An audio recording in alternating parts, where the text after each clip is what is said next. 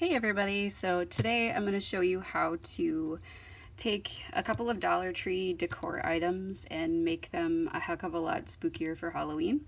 They're super quick and easy, so let's just get started. So this is one of the Dollar Tree gift boxes. It's kind of spooky on the inside, and I'm going to switch between this box and this box, mainly because I have really crappy wrists.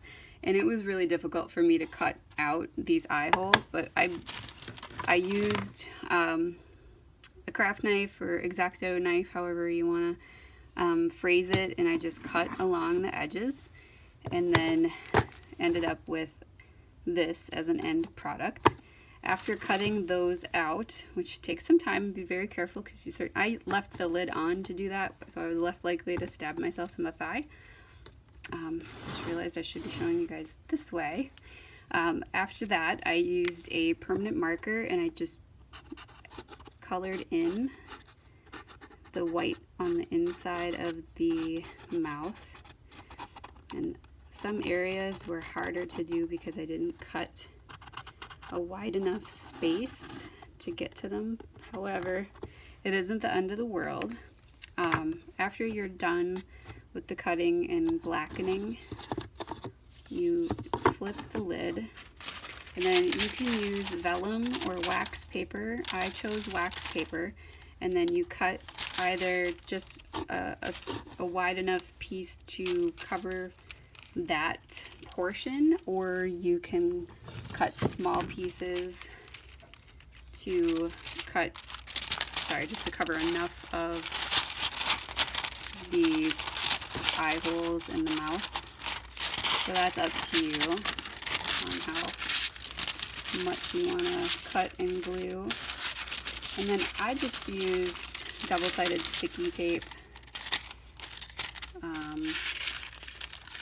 instead of messing around with glue, but it is certainly up to you for whatever your glue preference is. It doesn't have to look pretty because it's just going to be in there. Let's go ahead and use some double-sided sticky tape. And then once you're all done with this, what I did was I bought some battery-operated string lights from the Dollar Tree. And then I put them inside of the box and turned it on. Put the lid back on. And then it looks like a cool jack-o'-lantern. So I'll show you that effect here in a minute. Once I get the double-sided stuff off of my... I apparently use really good sticky tape. I also did this project. They had these haunted houses. And it took forever for them to get to my Dollar Tree area. I actually got so impatient that I ended up ordering them online. Okay, so this is what it looks like when you're done, and then, so here's how I did the house. So these are battery operated lights. I don't have an extra set to throw in this extra pumpkin, so I'm just going to turn these on.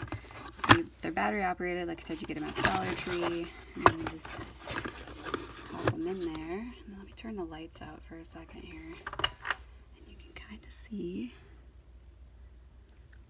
It's a little spooky. And then there's other options. You don't have to use those battery operated ones from the Dollar Tree. They also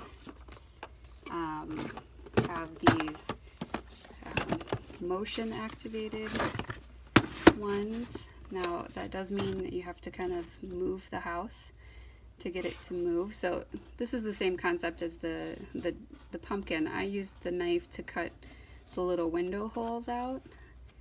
This is way more tedious, and I did 3 or 4 of the houses. This was the first one that I did, so I was super motivated to get it right.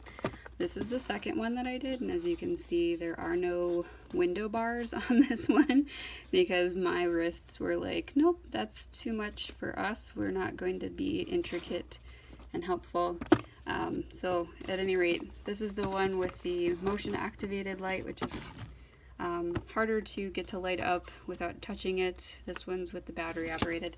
And then I do have a third house that I completed. I'm sorry, that would be a fourth house, which is this one. And this one I was put the lights in and I cut a hole through the back of it. And so this is a regular plug-in string light. So if you wanted to like put this on a table as part of a tablescape in your living room as like an end table capacity, then you could do that as well. So that is how that little guy looks.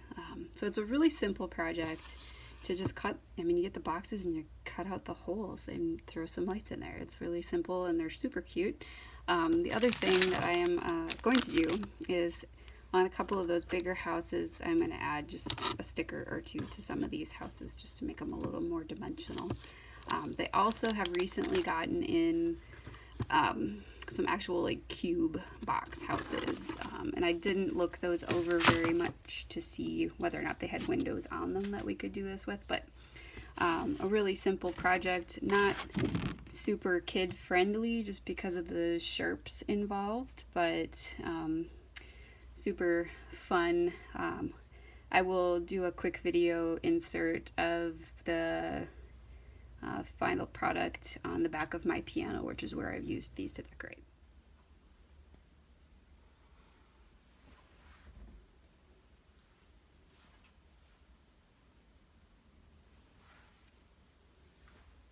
Alright guys, there's everything. Happy Halloween!